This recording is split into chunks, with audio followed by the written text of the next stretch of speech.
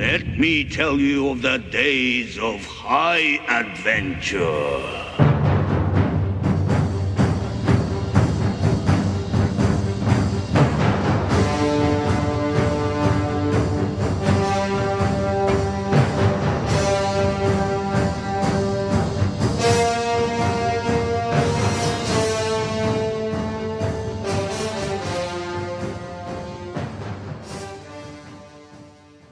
Hey there nation, welcome to the show where we help you to play miniatures wargaming on a budget.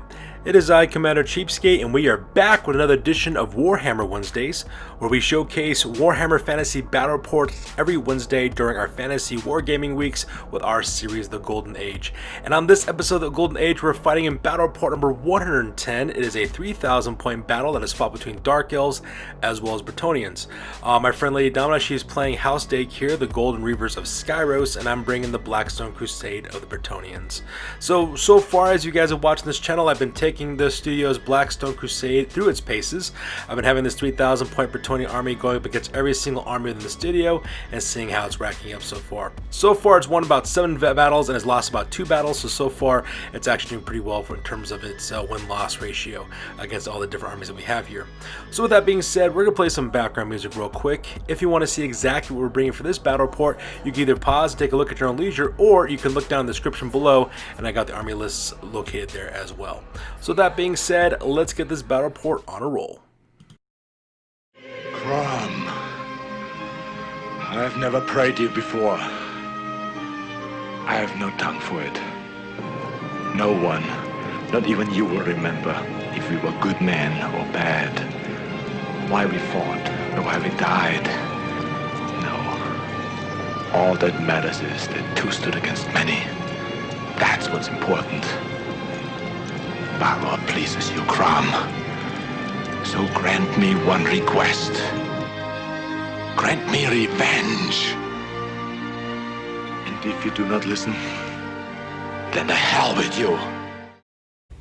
Ladies and gentlemen, boys and girls, dying times here. So the scenario rules for this one is Battle Line. It is the most typical game of Warhammer Fantasy that we play on this battle with standard deployment as well as standard victory conditions. So with these scenario rules over, let's go on and talk about the battle plan real quick.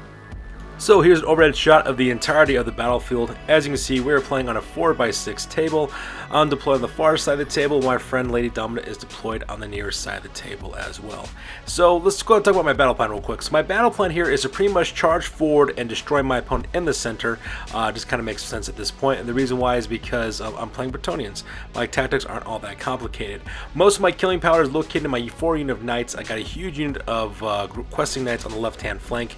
Those guys are in position there to kind of deal with that huge unit of 15 Cold One Knights called the Crimson Blades of Karan Kar. I do have to worry about those guys, so I'm putting them there to hopefully I can tear through that unit of Cold Ones and then flank left. At the same time, I'm going to try to destroy his monsters, both his, Lady Domina's War Hydra as well as her Charybdis, by sending my Grail Knights as well as my Knights of the Realm into that one as well. Hopefully I can destroy those units, kill those monsters off, and then proceed to move forward.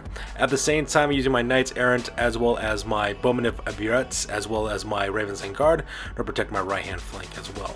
So I am playing against Lady Domina's Monster Mash list, and her Monster Mash list is very much of a high risk, high reward type of playing style in this one. So she's got a lot of points concentrated in her monsters for the most part, and they could be pretty destructive, but at the same time though, a lot of her points are concentrated, so if I was to take out those monsters, I could really win the game through attrition in that case. So that's pretty much where I'm kind of going with my plan. So protect the flanks and then charge forward in the center and finish her off in the middle.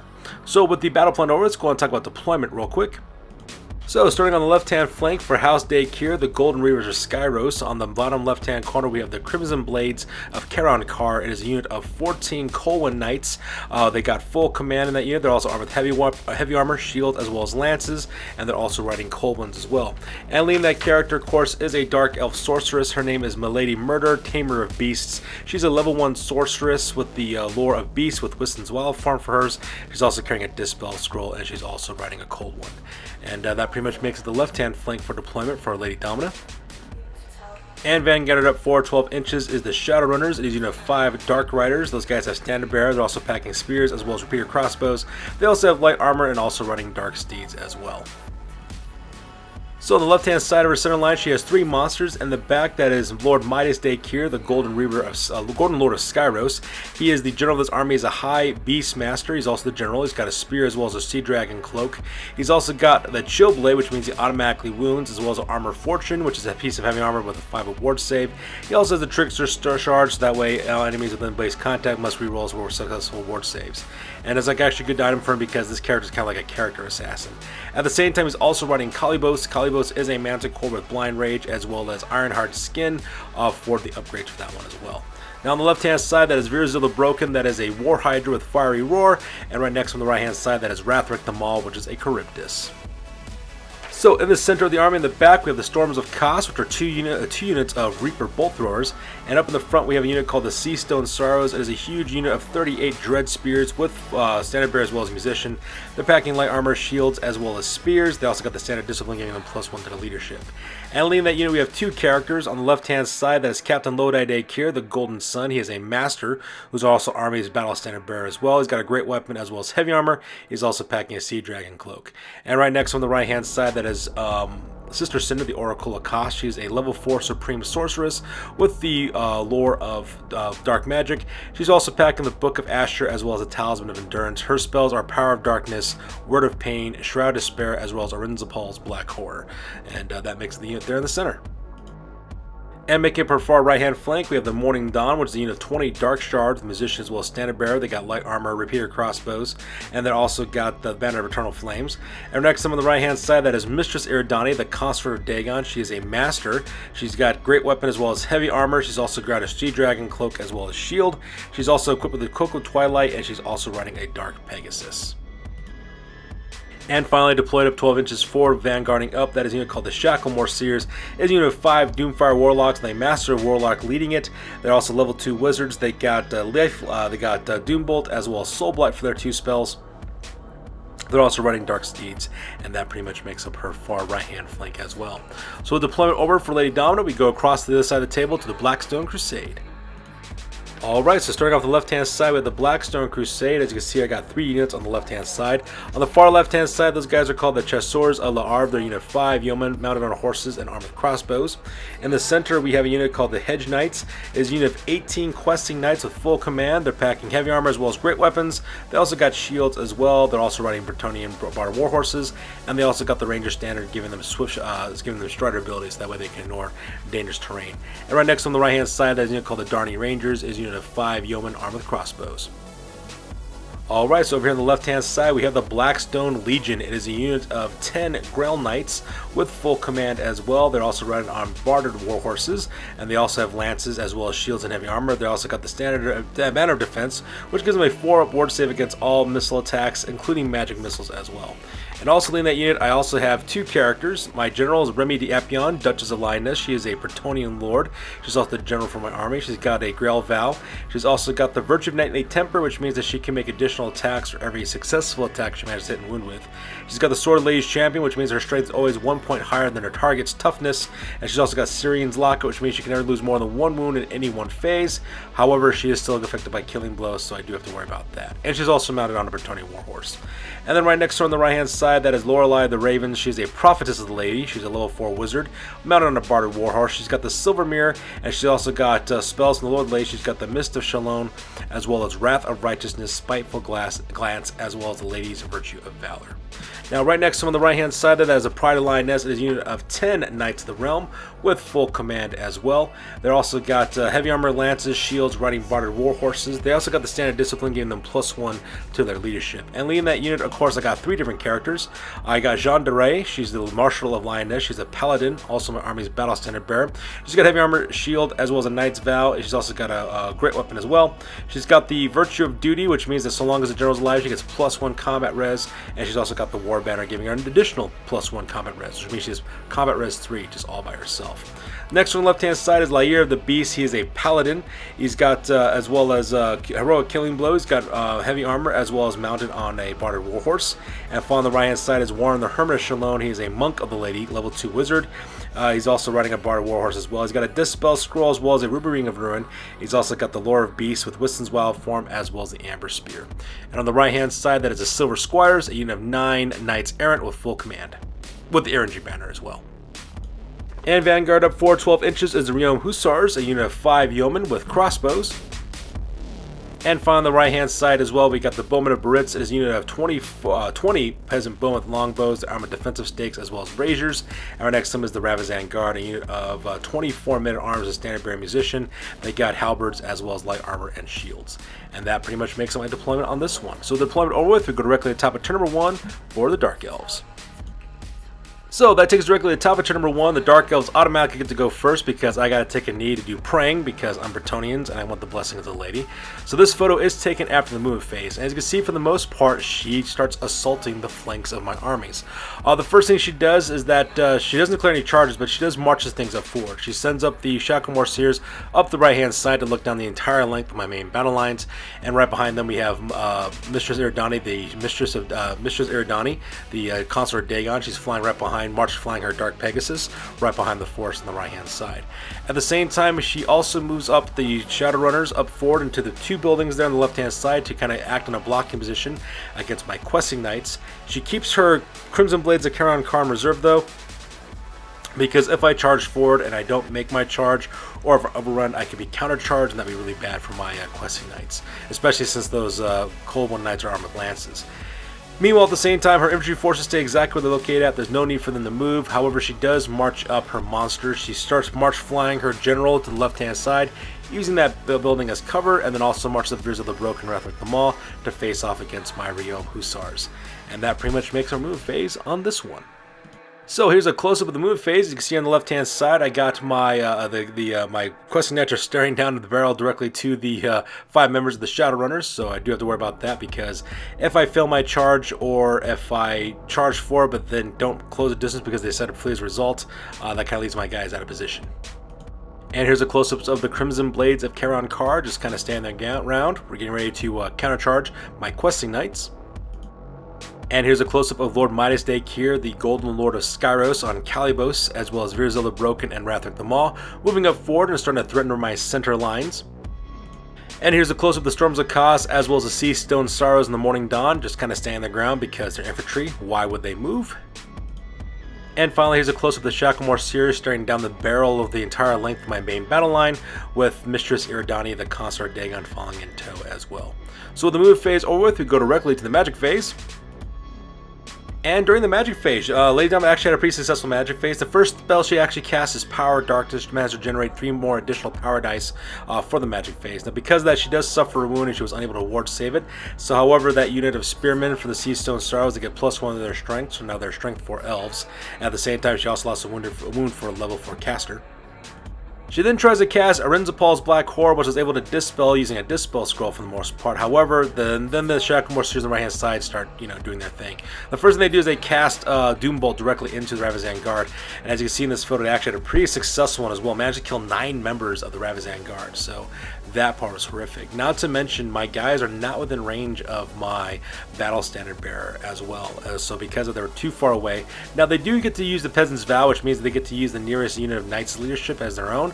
But the problem with that is the nearest unit of Knights are my my Silver Squires, which are my Knights Errant, and their leadership's 7, so and they don't get a reroll. So because of that, I do have to take a break test, and I fail it. I run back 6 inches. Luckily, I'm not within the edge of the table yet, so I'm pretty lucky on that part. But at the same time, though, that does open my right-hand flank of my army for my bowmen are directly against the Shacklemore Seers, so that part is horrible.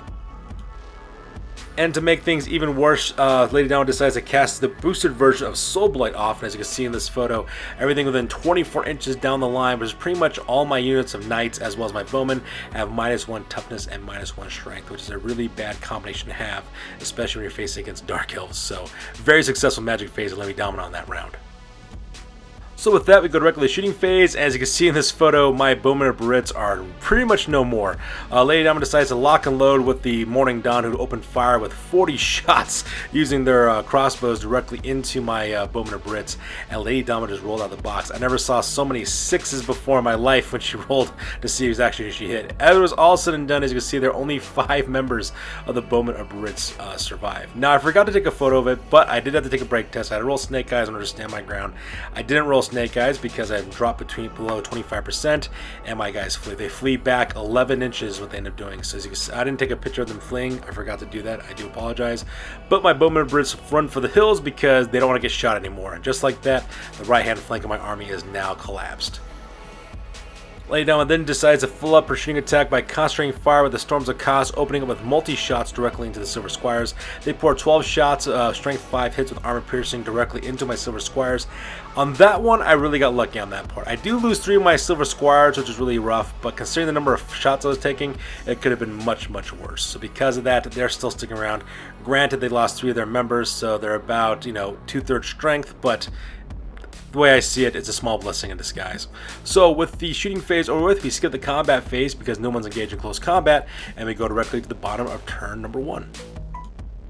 So with that, we go directly to the bottom of turn number 1 for the Bretonnians, and this photo is taken after the movement phase, and at the same time, as you can see here, I decide to move up quickly as possible, just because I'm Bretonnians, and sticking around is not exactly my thing. So the first thing I do is I move up forward kind of gingerly. The first thing I do is I declare a charge with my Questing Knights. My Questing Knights declare a charge directly against the Shadowrunners, and the Shadowrunners decide to flee as a result of that. I still decide to go forward anyways, and try to charge them, and I got pretty lucky on that one. The Shadowrunners rolled a 5 to escape, and I think I rolled at the end, my charge distance I think was 16 or 17 in the end. So because of that, my Questing Knights from the Hedge Knights just thunder stomp and run over the Shadowrunners and kill those guys at last man, and kind of end up somewhat in the center of the battlefield. Now this is kind of a bad position for me to be in because now my right hand flank is open up to being attacked by the Manticore riding general, as well as the monsters, and also being countercharged in the front by the Crimson Blades of Karan Kar, so that part was not so great. Now at the same time, I also moved up my Darni Rangers. I also moved up my Realm Hussars into blocking positions between the rest of the Aqueduct as well as that building there in the center of the battlefield to protect the left-hand flank of my Grail Knights as well as my Knights of the Realm. Now my Knights of the Realm as well as my Grail Knights, they move up their normal movement distance just because I really don't want to charge anything. They get countercharged for the most part, so I do kind of hesitate, but I use the Aqueducts in order to kind of act as cover so that way I'm not getting shot from long distances. And the last thing I do, of course, is do a swift reform with my Silver Squires. They face up to the right-hand side to deal with any threats that come that way. And that pretty much makes up my move phase for this one. So here's a close-up of my Hedge Knights, my 18-man unit of Questing Knights moving up forward, and those guys are absolutely beasts. I managed to kill the Shadowrunners, so that was kind of cool. And what was not so cool, though, is I do open up my right-hand flank to monsters, at the same time being countercharged by the Crimson Blades of Karan Kar. And here's a close-up on my Realm Hussars, as well as my Darni Rangers moving up forward to act in blocking positions to protect the left-hand flank of my Grail Knights. And here's a close of the Blackstone Legion, as well as the Pride of Lioness and my Silver Squires moving up forward to cause a pinch of pain as quickly as possible. And that pretty much makes up my move phase on this one. So with the move phase over with, we skip everything else because unfortunately for me, my magic phase was very much lackluster. I laid down, was able to dispel all my spells, or I failed to roll the spell off. So that part was kind of tragic. I have no shooting elements anymore because my bowman Brits fell off the table, and nobody's engaged in close combat, so we skipped that part as well. And that pretty much makes up my turn on this one. So with turn number 1 over with, we go directly to the top of turn number 2 for the Dark Elves. So with that, we go directly to the top of turn number 2 for the Dark Elves, and this photo is taken after the move phase. As you can see in this photo, Lady Dama decided to charge. Here's what the problem was. Yes, I do have my yeoman blocking left-hand flank of anybody charging directly into my Grail Knights. However, I forgot that the Manticore could fly, so he doesn't necessarily need to charge into units. He can just fly over the units and go directly to where he wants to. So because of that, the first charge he gets off, Lady Dama gets off, is with Lord Mydaas, Daechir, and Kalibos, who goes crashing the left-hand flank of my Grail Knights, which is really bad because for cavalry, being countercharged is always a bad thing if you're carrying lances because you don't get your strength bonuses. So that part was horrible. Not to mention, Rathric the Maul also had a good line of sight, charging forward between the gaps in the aqueducts directly into the front of my Grail Knights as well. So because of that, I laid down a Declare Charge, it gets that charge off, and just like that, my Grail Knights are now stuck in a pincer attack, being hit from the left as well as in the front. Virs of the Broken also declares a charge forward and goes directly into the Darni Ranger, Realm Hussars, to catch those guys in close combat. At the same time, the Crimson Blades of Karan Kar charge successfully into the front of the Questing Knights from the Hedge Knights, so that part's kind of rough as well. Now for the rest of the move phase, your infantry forces stand their ground because there's no reason for them to move. She does then sweep around the right using the Shacklemore Sears to stare out the barrel of my right on the bottom back of my back ranks for my knight units, which is a really bad place for them to be at.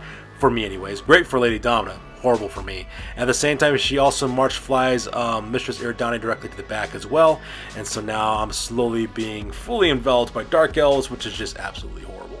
And that pretty much makes it the move phase for this one. So here's a close-up of the move phase with the Dark Elves from the Crimson Blades of Charon card charging directly into my Hedge Knights. So that's going to be interesting combat. I really want to see how this one's going to work out when 15 Colon Knights go up against 18 Questing Knights. It's going to be a good time. And here's a close-up of Virzil the Broken going directly into the Realm Hussars, and I know my Hussars do not stand a chance whatsoever. I'm just trying to slow down this thing from getting to the flanks of my Grail Knights. And here's a wonderful close-up of Lord Mydaas, Daechir, and Kalibos, as well as Rathric the Maw, catching my Grail Knights into a pincer attack, which is horrible because now I don't get any bonuses for charging, so that part was horrible. And here's a close-up of Mistress Iridani, the Consort Dagon, as well as the Shacklemore Seers sweeping in behind me and slowly fully enveloping my army, which is always a nightmare scenario. And here's a close-up of the Seastone Skyros, as well as the Morning Dawn, just standing on the ground, because why would they want to move? So with the move phase over, we go directly to the magic phase. And once again, during the magic phase, she does manage to get off Power of Darkness again, getting herself 3 additional power dice to use in her magic pool. Luckily for her, though, she does manage to survive her wound this time, rolling a 5 up on her Talisman of Endurance. So because of that, the Seastone Skyros are once again strength 4, and she has 3 power dice to add. And then from there, she managed to roll the boosted version of Arenzapal's Black Horde, the large template one. Luckily for me, though, I got pretty lucky on this one for 2 reasons. One, when the spell template finally moved, it clipped the first 3 characters of my unit as well. So I got pretty lucky on that one because it didn't go through the entirety of my army like most Magical Vortexes did. And also, the reason why this is also kind of lucky for me, too, is because my characters are also pretty strong, too. So because I did manage to pass my strength tests, so nobody gets killed, which is absolutely insane. Now, granted, that Magical Vortex is now there, so I can't move forward through it because you can't go through Magical Vortexes as opposed to rules. So that part was horrible, but at the same time, as usually, poor as they do against Magical Vortexes, I got off really lucky on that part, so I really can't complain. However, what was not so great, though, is that once again, the Shacklemore Seers managed to cast off I forgot the name of the spell already. That's a spell that gives you -1 to your strength as well as your toughness as well. Soul Blight, there we go. Managed to cast that off directly onto my Grail Knights. Now my Grail Knights are toughness 3, strength 3 knights, which is absolutely terrible. So that part was absolutely horrific on that part. So with the magic phase over, we go directly to the shooting phase. And the shooting phase laid down with a concentrated fire with the Morning Dawn, as well as 2 Storms of Koth. The Storms of Koth open up with multi-shots, as well as multiple shots from the Morning Dawn, and they put them all directly into the Silver Squires. In the end, they were able to kill, I think, as you can see this one, they killed all of them. But originally, the Crosswomen only managed to kill 2 of my Silver Squires. I did pass my break test, and then the Storms of Koth finished them off as well. I think 1 Storm of Koth killed, I think, 2. I think the only killed the other one left. I forgot how the math worked out. But anyways, my Silver Squires got killed, and just like that, my right-hand flank now is completely vulnerable, which is a horrible situation there. So with the shooting phase over, we go directly to the combat phase. And in the combat phase, I got pretty lucky, all things considered. In the end, the Crimson Blades of Charon card were able to kill 4 of my Questing Knights, so that part was horrific. However, as you can see, when I counterattacked, I managed to kill 7 of those guys as well, so that part was absolutely amazing. So because I do beat them by 3 so far in terms of wounds. Now, they did charge, which drops me down to 2, and they also have a standard, drops me down to 1, but I also have a standard, so it brings me back up to 2 again, and I also have an additional rank on top of that, which brings me back up to a 3. So because of that, their leadership drops from 9 down to 6. Unfortunately for Lady Dama, though, she is not within range of her Battle Standard Bearer, so she has to take a break test, and sadly for her, she fails that break test. She flees 8 inches, I pursue 10 inches, and just like that, the Hedge Knights run down the Crimson Blades of Charon car and slaughter those guys to the left-hand side. So that part is absolutely awesome, so my left-hand flank is now completely protected now, and not have to worry about that being collapsed. Now, I do have the rest of Lady Dama's army to contend with, but, small steps at this point.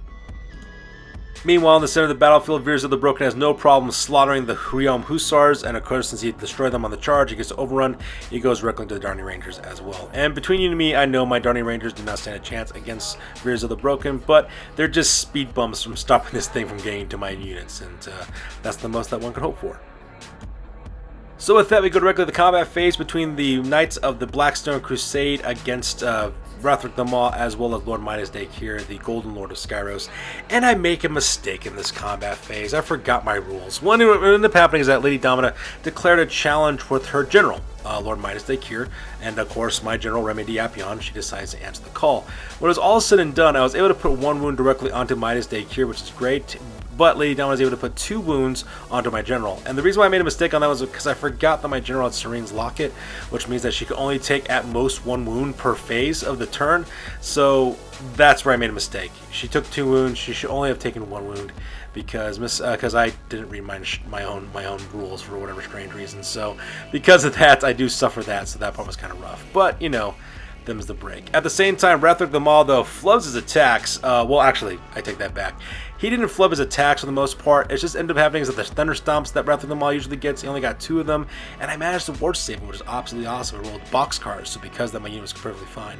Needless to say though, I think I did win combat. That's what ended up happening. I won combat. However, everybody passes their break test, and everybody stands their ground for the most part. And so once again, we go another turn. So with that being said, we go directly to the bottom of turn number 2 for the Bretonnians. And this photo is taken after the move phase. So as you can see in this photo, I do a little bit of some clever maneuvering. The first thing I do is I do a swift reform with my knights from the Hedge Knights. So my Questing Knights turn to face the left-hand flank of the Dark Elf main line, and I move them up forward as well, so that way I can start getting some charges off and dealing with the infantry. At the same time, I did have to do a swift reform with my Knights of the Realm. So because of that, they did kind of shift a little bit so that way they can get around that magical vortex. And I moved them up their normal rule allowance, so now they're kind of in a good position to go up against the infantry force as well. The only problem though is it opens up the right hand flank for my Grail Knights as well as their back, and also the back rank as well as the flanks of my Knights of the Realm are also totally exposed as well. But you know, them's the break at this point. I really don't have any other options because I'm slowly losing units faster than I can replenish them, so them's the breaks. So here's a close-up of the Hedge Knights getting ready to cause some pain by going directly into the left-hand flank of the Dark Elves, and I'm looking forward to that. And here's a close-up of the Darnay Rangers, still going up against Virza the Broken, as well as Lord Mydaas Daechir, the Golden Reavers Lord of Skyros on Kalibos, as well as Rathdruck the Maw taking on my Blackstone Legion. And here's a close-up of the Pride Lioness, just kind of skirting around the magical vortex of Renzapol's Black Horror. And I'm not going to complain, because usually that spell just destroys our army whenever I go up against this, so I'm counting my blessings on this one. At the same time, that pretty much makes it up. I skipped the magic phase because my magic phase is largely uneventful. I do try to cast Amber Spear with Warren, the Hermit of Shalom, but unfortunately for me, though, when it went against directly into Lady Domina's Supreme Sorceress, she passes her our ward save, so that doesn't go anywhere, so that part was kind of rough. And the rest of my spells are pretty much dispelled for the most part, so that part was horrible as well. And I have no shooting elements, so because of that, we go directly to the combat phase. So in the combat phase, Virza the Broken had no problem whatsoever slaughtering my Darnay Rangers. He managed to eat all those guys alive. Does a quick combat reform to turn 180 to face against the left-hand flank of my Hedge Knights. And to be honest, I did not see that coming. I thought Virza the Broken was going to continue going forward to engage my Grail Knights, but apparently Lady Domina doesn't think she needs the help, and that totally leaves my left-hand flank exposed for my Questing Knights, so that part was kind of rough. And then disaster strikes. Oh my goodness. My opponent laid down a match to kill Remy Diapion, my general. And just like that, she died. And the reason why she died this turn is because I did not read my rules. And I forgot that she should have one more wound left. But, you know, this is why it's important to read your rulebook, ladies and gentlemen. This is why it's important. So good night, sweet Duchess. Dream no more nightmares of war. Something always brings me back to you. It never takes too long. No matter what I say or do, I still feel you here till the moment I'm gone. And I'm not gonna lie, it hurts. It still hurts. So with my general dead, that pretty much frees up Kalibos and Manticore to direct his attacks directly into my Grail Knights, and at the same time, Rathdruck the Maw can do exactly the same thing. And during this time, though, they're a little bit more successful. I do manage to put a wound on Rathdruck the Maw, and that's really about it for the most part, just because I don't have any strength bonuses. And to make matters worse, I still have Soul Blood on me, so I'm not really doing much of anything. So I'll take that wound because, you know, that was a hard-fought one. At the same time, though, I got kind of lucky. Lady Domina pretty much floated rolls for both Rathdruck the Maw as well as Kalibos. Kalibos did nothing. It was Rathdruck the Maw's stomp attack, Thunderstomp actually, That caused most wound. I lose 3 more of my Grail Knights, so that part's kind of rough, but I do manage to pass my break test, so my Grail Knights stand another round, so that part was amazing. So from there we go directly to the top of turn number 3 for the Dark Elves, and as you can see in this photo, bad things start happening. The first thing that Daechir decides to do is to declare a charge with Veers of the Broken. Veers of the Broken goes directly into the left-hand flank of my Hedge Knights, so because of that, my Questing Knights are now being attacked on the left-hand side and getting flank charged by Hydras, and anybody who's ever played Warhammer Fantasy Battle knows that the worst place to be attacked by a Hydra is in the flank, and I just gave it up sweet that way. At the same time, Lady Dama decides to charge forward with Mistress Iridani, the Consort Dagon. She goes directly into the back ranks of my Grail Knights. Now my Grail Knights are being attacked on 3 sides, from the front, the left-hand flank, and the rear, so my Grail Knights' days are numbered. At the same time, the Shako Morseers just kind of angle themselves a little bit, so they have good line of sight of my 2 units of Knights. And in a surprising move, the Seastone Sorrows actually move up 5 inches forward. They move with a normal Lunar Allowance, and the reason why is because she's going to try to cast that spell, which basically removes my bonuses for my Battle Standard Bearer, which is called Shroud of Despair. And you know, it's a really nasty little trick that she has up her sleeve, so that's why she moves her guys up forward, so that way she gets in range to use that spell. And that pretty much makes the move phase on this one. And here is a close-up of the movement phase on the left-hand side. As you can see, Veers of the Broken has gone directly into the left-hand flank of my Hedge Knights, which is a really bad place for him to be at, so that's going to be kind of rough. And at the same time, here's a close-up of the Seastone Sorrows moving up forward because, you know, nothing says, you know, overkill like giving them range to cast some pretty powerful magic.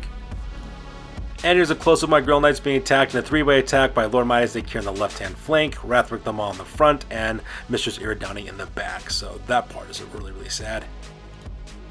And finally, as you can see, the Shako Morseers just kind of angle themselves politely, so that way they can start casting some more spells into my back ranks. So with the movement phase over with, we go directly to the magic phase. And bless the lady, the magic phase. Oh my goodness.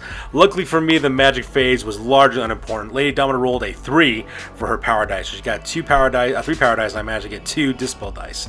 And so when she rolled to see for what direction Rinzapal's Black Horror was going to go, she rolled her artillery dice to see where it was going to go, and she rolled a misfire. So just like that, the magical vortex goes away. So I got super lucky on that one. She then also does to try to cast, the Shroud of Despair off, but unfortunately for her though, she rolled Snake Eyes, so because of that, that spell goes nowhere, and I was able to dispel that one pretty easily as well, so that part was kind of nice. So with the magic phase over with, we go directly to the shooting phase. However, what was not so great though is, as you can see in this photo, oh my goodness, this photo is bad. I got shot at pretty good. The Pride of Lioness took direct fire from the Morning Dawn, as well as from the 2 Storms of Kos. As you can see in this photo, they just cut my unit of Knights of the Realm in half. That part was horrific. Oh my goodness, it was so bad. So just like that, that unit now is rendered combat ineffective. So that was horrible. So with the shooting phase over with, we go directly to the combat phase. So in the combat phase, as you can see in this photo, I lost 4 of my Questing Knights. 4 of them get killed by Wrathrick the Mob, which is really, really horrible. Most of those kills, oddly enough, were from breath attacks, actually. That Strength 4 Fiery Breath, I guess the lady was not going to protect me from that, so that part was kind of rough. So I lost 4 guys. At the same time, I did manage to put 2 wounds onto Veers of the Broken, so that part was kind of nice as well. However, because of that, Lady Domina beats me by 2, but then she also got a flank, which gives her a counter bonus of 3, and she also has a charge as well. Now I do have a banner in my unit, so because that does drop it down to 3 again, but still she defeats my unit by 3, and I'm not near my Battle Standard Bearer by any stretch of the word. So because of that, these guys have to take a leadership test, and I fail my leadership test. And so I flee. I flee 10 inches, which is actually a good amount, but Wrathrick the Maul rolls boxcars. So because of that, Veers of the Broken rolls boxcars. So because of that, Veers of the Broken ran down and just ate my Questing Knights alive. So now my Hedge Knights are all completely dead, and that part was absolutely horrific. So just like that, that huge unit of Questing Knights is gone. So things are not really going my way in this battle report. And to make matters worse, my Grail Knights, I lose 4 Grail Knights when it's all said and done, and I do nothing in return against either Lord Mydaas, Daechir, or Wrathrick the Maw. So because of that, I lose by 4. I'm hit by the flank, so I got 5. I'm also got a back, so I beat by 7. So needless to say, I need to roll Snake Eyes in order to stay, and I don't, and I flee. And I flee 4 inches. That's all I do. So because of that, Lady Dawn decides to pursue. She rolls an 11 for Kalibos, and Kalibos runs down and kills the last of my Blackstone Legion and crashes directly into the left-hand flank of my Knights of the Realm from the Pride of Lioness. And then the Wrathrick the Maw, as well as Mistress Eridani, turn to look cool to go after the rest of my 6-man unit of Realm Knights of the Realm, because that's all I have left. And at this point in the game, I decided to call it just because I got 6 Knights of the Realm and I know I'm going to get eaten anyways. So just like that, I surrender, and the Dark Elves manage to get the victory on this one. And Lady Dominant just totally lives up to her name. She dominated me. She dominated me bad in this battle report. So that being said, ladies and gentlemen, we're going to go directly to the after action report because this game is now officially over. That's it, man. Game over, man. It's game over. I thought about staying. They offered me the chance to lead them, to teach them, to be king. Uh-huh.